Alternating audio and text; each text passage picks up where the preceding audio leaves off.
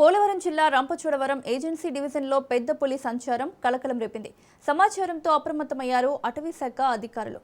Tracking system ద్వారా పెద్ద పులి కదలికలను గుర్తిస్తున్నారు. ఇటీవల తూర్పుగోదావరి జిల్లాలో పట్టుకున్న పెద్ద పులికి GPS radio collar tracking system పెట్టడం జరిగిందని డిఎఫ్ఓ శివకుమార్ అన్నారు. మళ్లీ అదే పెద్ద పులి మారేడుమిల్లి అటవీ ప్రాంతాల్లో కనిపించినట్లు సిగ్నల్స్ ఉన్న ఏరియాలోనే సంచారం రికార్డ్ అవుతుందని తెలిపారు.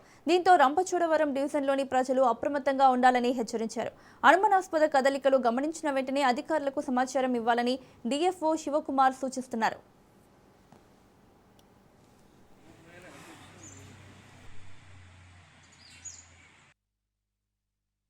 పెద్ద పులి ఒకటి సంచరిస్తుంది మన ప్రాంతంలో. సో ఇది మనము ఆన్ 6th ఫిబ్రవరి మనం కూర్మాపురంలో ఒక టైగర్ని మనం పట్టుకున్నాము. అది పట్టుకున్నాక తర్వాత మనము యానిమల్ రెస్క్యూ సెంటర్ విశాఖపట్నంలో దాన్ని పెట్టాము ఒక 4-5 డేస్ కోసము.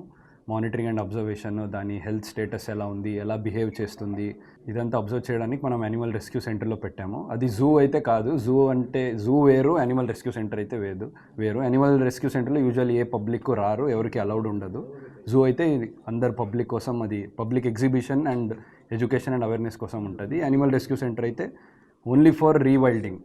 సో దీన్ని మనం ఇప్పుడు ఒక ప్రశ్న వస్తుంది, వదిలాక మనం ఎలా ట్రాక్ చేస్తామనేది. సో దానికోసమే మనం ఒక టెలిమెట్రీ ట్రాకింగ్ సిస్టమ్ అంటాము. చాలా అడ్వాన్స్ టెక్నాలజీ ఇది. సో ఆ టెలిమెట్రీ ట్రాకింగ్ ద్వారా వెరీ హై ఫ్రీక్వెన్సీ సెట్స్ అని హ్యాండెల్డ్ రిసీవర్స్ ఉంటాయి. దానివల్ల మనము సిగ్నల్స్ ట్రాక్ చేస్తాము. ఎందుకంటే ఈ టెలిమెట్రీ ట్రాకింగ్ ఏమైతే ఉందో ఆ టైగర్ నుంచి సాటిలైట్స్కి సిగ్నల్స్ వెళ్తాయి.